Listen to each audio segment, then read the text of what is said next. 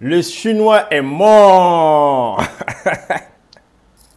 C'est comment mon Totalement, gars? il est dead, mon gars. Ah, moi, ça va, tranquille, hermano. Et toi, bien ou quoi, ça va ou Au pas? calamar, j'espère que tu as la bonne connexion. Tu vas pas faire comme au 10 premier. Bah, j'espère que je vais pas faire comme le grand frère. Ça fait plaisir de t'avoir dans Radio Show Home. C'est un royal plaisir. Et je pense que c'est la première fois Et moi donc, qu'on se retrouve pour une la toute interview. première fois, voilà. Mais bon, Voilà, voilà, la voilà. première fois quand même chez moi, c'est pas terrible. Hein, t'inquiète pas. Personne ne va mourir. Je l'espère, hein. Je l'espère en tout cas. Le Chinois est mort. Gros son, gros clip. Il est totalement dead. Je te promets que le scénario est comment le titre est venu, mon gars. Est-ce que tu avais Ah, besoin voilà, de ça nous fait faire un plaisir. son comme ça? Bah, absolument, j'avais besoin de faire un bail comme ça parce que, comme tu sais, quand ça dit Yété bas, c'est un tout petit peu du rap hardcore, c'est un tout petit peu du rap, pas d'amusement, ça vient, ça kick, ça va. Et donc, à un moment donné, il était question que je fasse quelque chose pour mettre bien les gens, tu vois. Et puisque c'était l'été, donc il fallait que je fasse quelque chose qui fasse bouger les gens. Donc, du coup, voilà, donc tu connais bien les règles. Au bled, ça va bien avec les gimmicks qui tournent, qui circulent. Donc, je me suis accroché à ce gimmick voilà, du Premier ministre qui disait que le Chinois était mort. Donc, du coup, on a fait un son là-dessus. Ça t'a pris combien de temps pour faire ce son? On va dire une soirée, hein, une soirée, parce que l'idée, c'est l'idée qui était un tout petit peu compliquée à trouver, parce que moi, ce que j'avais trouvé comme idée derrière, c'était quasiment un autre son. J'avais la prod, tu vois. Donc, puisque je t'avais dit là, que je voulais faire un son d'été, tu vois. Donc, ce que moi, j'avais envie de faire, le son que je voulais faire à la base sur cette prod-là, ça s'appelait C'est l'été. Tu vois un peu ce que je veux dire.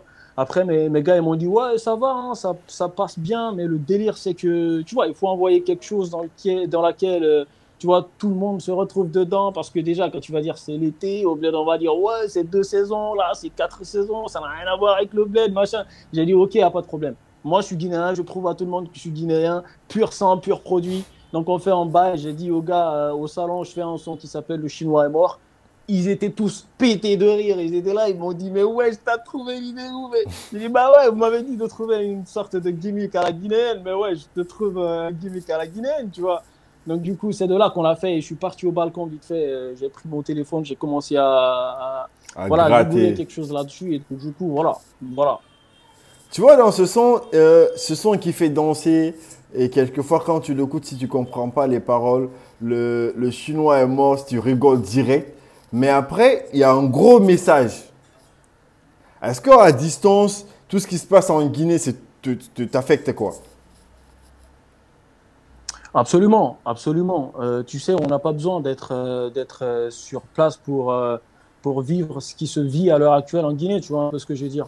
À partir du moment où tu as toute ta famille qui est là, ben voilà, ta famille qui vit là, tu as tes sœurs, tu as ta daronne, tu as ton daron, voilà, à partir du moment où c'est ça, voilà, tu es d'ailleurs qu'est-ce que je voulais dire, plus touché que quand tu es quand tu sur place, parce que quand tu n'es pas là-bas, tu t'imagines des choses, tu te dis, waouh, ma famille, elle est là, quand c'est des grèves, tu te dis, waouh, est-ce qu'elle est en sécurité, des choses comme ça. Donc, tu n'es pas là pour savoir ce qui se passe réellement. Donc, quand tu n'es pas sur le champ, tu te fais beaucoup plus de soucis, je te promets. Je te promets. Donc, qu'on soit en Guinée ou pas, on reste guinéen et voilà, on se fait des soucis pour la Guinée. Tu vois un peu ce que je veux dire. Gros son à faire tourner, mesdames et messieurs, et la dédination. Il faut que le son il tourne. Allez donner de la vraie force à ce son. C'est disponible sur YouTube, sur toutes les plateformes de téléchargement. Et c'est le son du moment. Le Chinois est mort. Bon, ce soir, je Totalement précise. dead. Je Tu le sais, précise ce Dédé. soir qu'il n'y aura pas de freestyle. Pourquoi il n'y aura pas de freestyle? Parce que mon gars, va, il est en Jean. Donc, on va faire l'interview.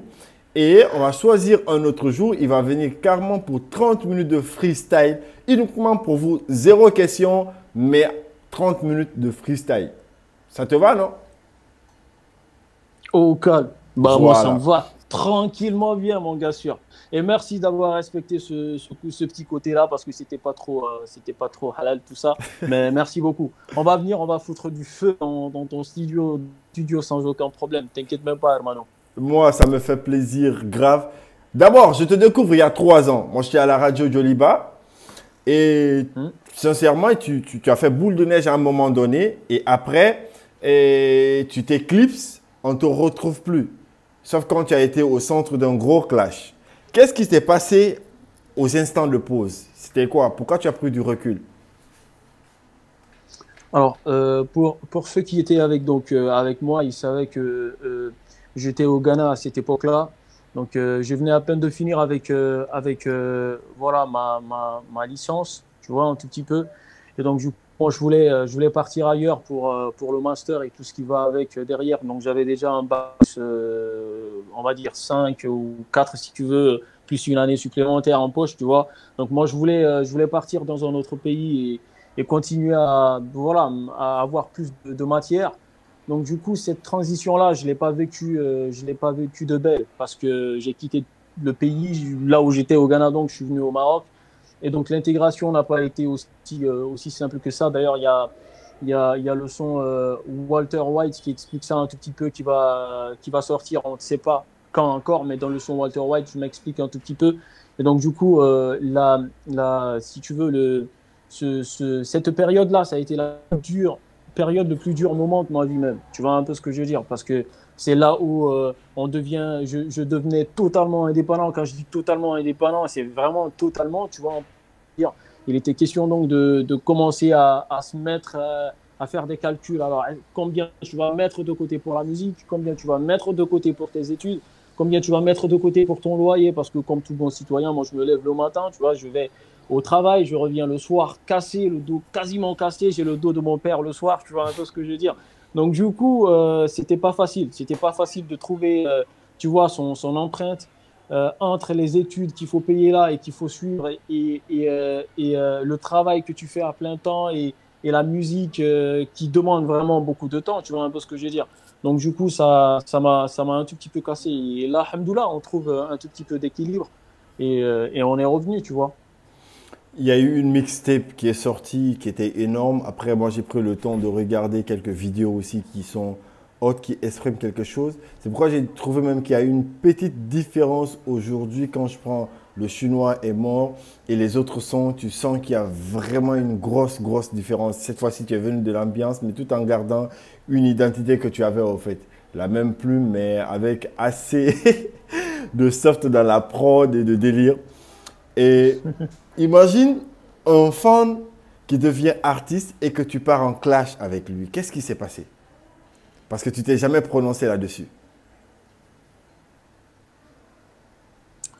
Alors, on va dire dans un live très vite, je l'ai fait, mais dans le son, oui, j'ai expliqué un tout petit peu tout ça. Et je tiens tout de même à souligner que tout ça, c'est derrière moi. À l'heure actuelle, j'avais à faire ce que j'avais à faire et j'assume ce que j'ai eu à faire et je passe à autre chose. C'est clairement, comme tu l'as dit, un fan qui est passé de l'autre côté, mais ça arrive, hein, la vie, c'est comme ça, frérot. Après, il a ses raisons, j'ai mes raisons, tu vois. Moi, je suis pas dans sa tête, tu vois un peu ce que je veux dire. Je pense que la question, il va falloir que tu la poses à lui, tu vois un peu ce que je veux dire. Mais ce qui est clair, c'est qu'au fond de moi, j'ai pas de haine contre les rappeurs guinéens. Moi, je suis d'une famille noble, d'une famille qui m'a donné beaucoup d'amour.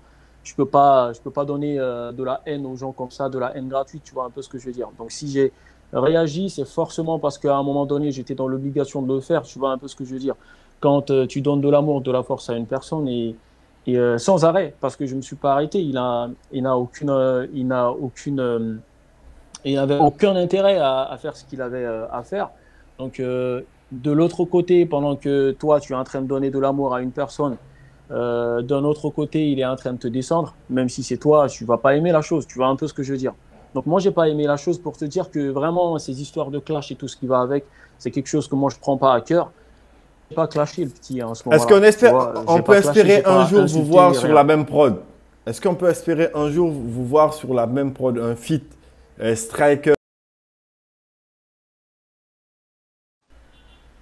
Est-ce que c'est possible un jour de vous retrouver sur la même prod? Là, il va falloir que je demande conseil à mes jeans. Tu vois un peu ce que je veux dire. Il va falloir que je demande conseil à mes jeans. D'accord.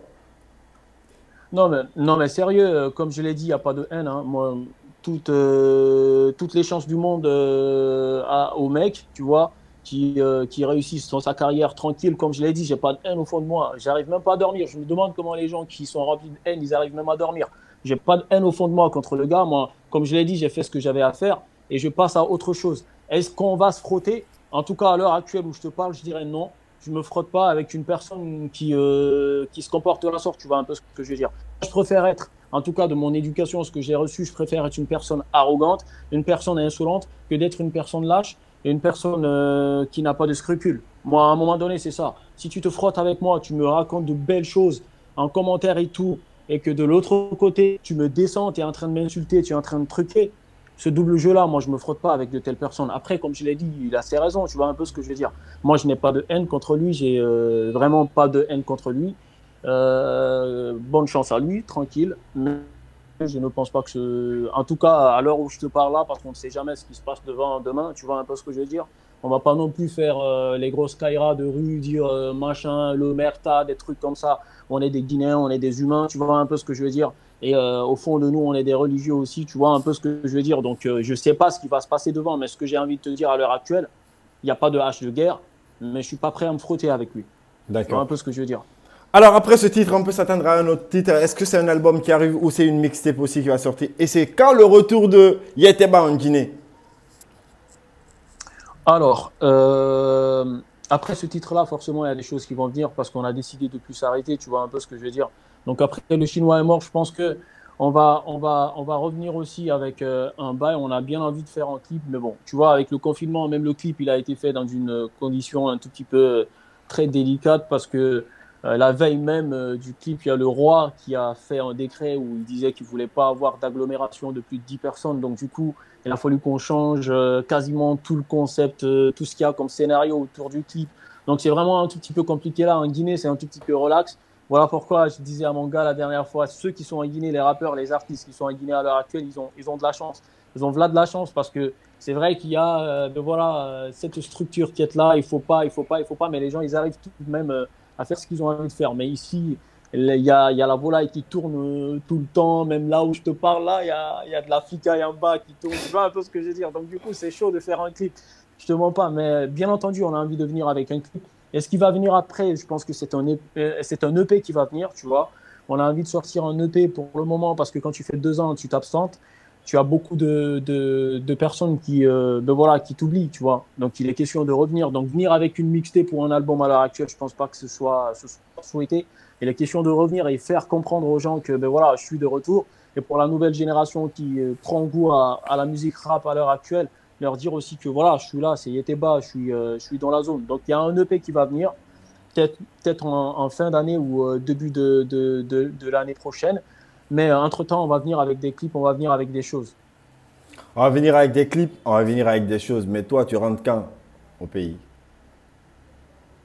Alors, je rentre quand, voilà, seul Dieu peut le dire, mais je pense que moi, ce que j'ai comme programme, ça sera pas long, ça sera pas bien long.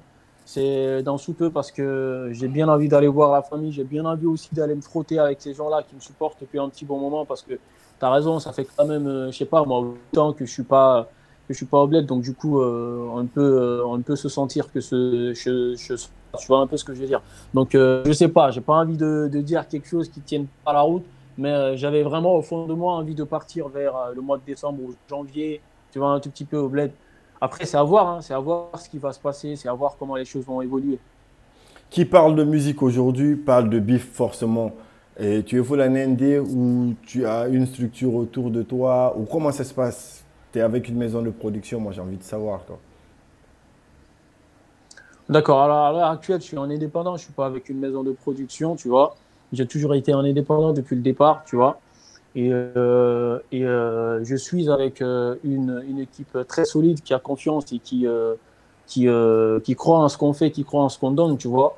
J'ai notamment 2 managers, j'ai une structure qui est là, mes CM, j'ai une équipe solide aussi qui est en Guinée, qui est avec moi. J'ai vraiment beaucoup de gens qui sont là, qui sont autour, qui donnent vraiment de la support. Beaucoup, beaucoup. Je pense au Hakim, je pense au Bademba, je pense voilà, à beaucoup de gens qui sont là, qui vraiment donnent de la support. notamment le jeune promoteur, je pense à Gilbert, le jeune promoteur. Il y a beaucoup de gens, en plus de mes managers, tu vois, enfin, qui sont de l'équipe, tu vois, qui font tourner les choses et qui vraiment, je pense que même eux, à l'heure actuelle, ils ont une sorte de poids dans ce que je décide de faire. Parce que cette idée-là qu'on m'a donnée, qu'on m'a divulguée, qu'on m'a dit au final par rapport aux musiques qui font un tout petit peu danser, ça vient finalement d'eux, tu vois un peu ce que je veux dire. Donc quand Ok. tu es un artiste, c'est bien de se faire bien entourer parce que moi je fais du rap hardcore, c'est ce que j'aime, mais je me rends pas compte que il y a que ça que je faisais au final, tu vois un peu ce que je veux dire. Donc voilà, donc on n'a pas de maison de production pour le moment. S'il y a des gens qui sont prêts pour la production, on est là de toute façon et je tiens à souligner que nous on se fait pas baiser. Voilà, donc il faut le dire, on se fait pas kenny. Donc, on est. Voilà, non, mais je le dis ouvertement, on est des intellos, tu vois. On s'assoit à table, on discute calmement, tranquillement. Et s'il y a des Je trucs, on porte sait le mes lunettes savoir, pour on sait cette le partie. Je reconnaître. porte mes lunettes pour cette partie. Ok, retenez ça, quoi. Ah non, mais non, mais c'est sérieux, c'est sérieux. Non, on va pas se faire couiller. On est des intellos comme vous. Vous n'allez pas nous couiller quand même. On va voir ça venir de loin. Tu vois un peu ce que je veux dire. Donc, si vous voulez D'accord. faire quoi que ce soit, parce que je le dis parce qu'il y a des gens qui nous contactent, tu vois, et on nous envoie des contrats caducs qui sont vraiment vains, sans avenue. Tu vois un peu ce que je veux dire. Et on ne manque pas de respect à ces gens-là, mais on leur dit simplement avec la plus forte modestie qui soit qu'on décline l'offre parce que ben voilà, nous ça nous arrange pas. Il n'y a pas plus tard qu'il y a une semaine, on a été aussi contacté et un contrat qu'on nous a soumis qui était quasiment la mort ou chichi, tu vois un peu ce que je veux dire. Donc c'est ça.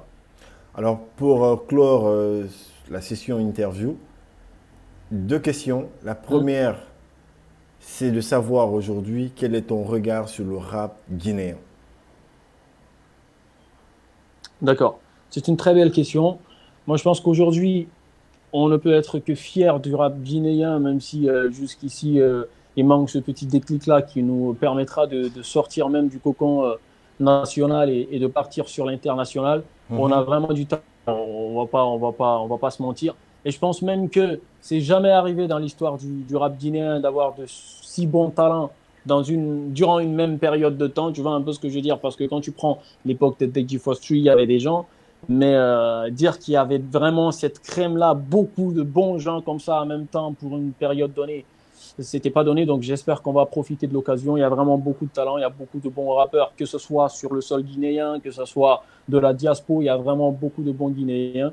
On fait de la bonne chose, qu'on continue à faire ça et Inch'Allah qu'on arrive à s'en sortir, qu'on arrive à aller de l'avant avec ça. Donc moi je suis très fier du rap de Guinée et dans les prochains trucs qui vont venir, vous allez comprendre pourquoi je dis ça. Top 5 des rappeurs guinéens de la nouvelle génération. Top 5 de Yeteba. Top 5 des rappeurs de la nouvelle génération, ça y était bas de 1 à 5. De 2 à 5, hein. De 1 à 5. Ah, de 1 à 5. What the fuck, le mec, Ouais. il est terrible. C'est quoi tes Non, rapports mais avec Danny sérieux, Alpha? sérieux. On a un très bon rapport. C'est une personne que je ne connaissais pas, enfin, humainement à l'époque, tu vois, de par sa musique. C'est clair que si tu es guinéen, tu connais Gianni Alpha, tu vois un peu ce que je veux dire. Ok. De par sa musique, je le connaissais, mais humainement, je ne le connaissais pas. Donc récemment, j'ai eu à prendre contact avec lui, on a eu à discuter en Zoom. Et c'est une personne vraiment très respectueuse et respectable. Et moi, ça fait plaisir parce que quelqu'un sorte du néant et te donner de l'assaut fort pendant que, ben voilà, c'était pas obligé, c'était pas, tu vois un peu ce que je veux dire. Et vous discutez et tu te rends compte que ce n'est pas avec des couilles qui te parlent. Enfin, quand je dis avec des couilles, c'est-à-dire mettre des couilles dans la discute que vous avez ensemble. Tu vois un peu ce que je veux dire. Tu sens qu'il te parle vraiment en tant que frère, en tant que quelqu'un qui est sincère et tout, tu vois, moi, ça m'a fait beaucoup plaisir. Ça m'a fait beaucoup plaisir et je pense pas que ce soit Gianni Alpha uniquement qui soit dans ce registre. On a beaucoup d'autres rappeurs aussi qui sont en contact avec moi, qui, en tout cas, moi, humainement, sont vraiment très agréables à mon égard. Donc, je ne peux que leur rendre l'appareil, tu vois un peu ce que je veux dire. Donc, Gianni Alpha, vraiment un gros big up à toi. J'ai appris de par mon manager la dernière fois qu'il était en train de préparer son album. Donc, gros effort à toi pour ton album. Et Inch'Allah, que tu arrives à faire ce que tu as envie de faire. Moi, je suis très content. On est à la ligne rouge. C'est fini l'interview là, en fait, les gars. Mais franchement, c'était un moment hot. Moi, je kiffe quoi. Et j'aimerais te retrouver en mode freestyle parce que j'aimerais encore plus découvrir ton univers. Moi, je dis, je juge l'artiste en fonction de son univers, en fonction de ce qu'il sort. Un seul son ne me pousse pas à savoir si un artiste il est bon ou pas. Je pense qu'il faut prendre le temps d'écouter un artiste plusieurs fois, de découvrir l'univers qu'il a, savoir tout ce qu'il a à offrir pour pouvoir dire. Mais il n'y a pas qu'un seul son que tu as écouté de moi, Hermano. Ouais, je parle pas de toi. Je dis, quand je dois, moi personnellement, pas de toi là. Quand je dois, par exemple, parler d'un artiste, j'ai déjà. Est-ce que tu sais, j'ai écouté combien de sons avant l'interview? Tu sais même pas, frère. J'ai fouillé, j'ai refouillé. Mais tu vois, j'ai pu poser des barrières pour moi-même. Je ne demanderai jamais à un artiste pourquoi tu as dit ça, en fait. Parce que l'artiste, c'est comme un prophète en quelque sorte, tu vois. Des fois, l'artiste peut prédire même des choses qui ne se passent pas aujourd'hui. Ou qui ne se passe même pas dans son pays, mais qui se passe, c'est une autre réalité d'ailleurs, et qu'un jour, ça revient dans son pays. Donc, quelquefois, il faut laisser l'artiste dans sa folie, il faut laisser l'artiste dans sa créativité, en fait. Après, il y a des artistes, il faut les recadrer un peu, c'est important aussi. Je dis ça, je dis rien. Donc, c'est un réel plaisir. On aimerait bien te découvrir en mode freestyle live. Et d'ici là, comme tu es en jeu, on ne va pas trop te garder. C'était vraiment hot. Il y a eu du contenu. Merci quand même. Et le mot de la fin.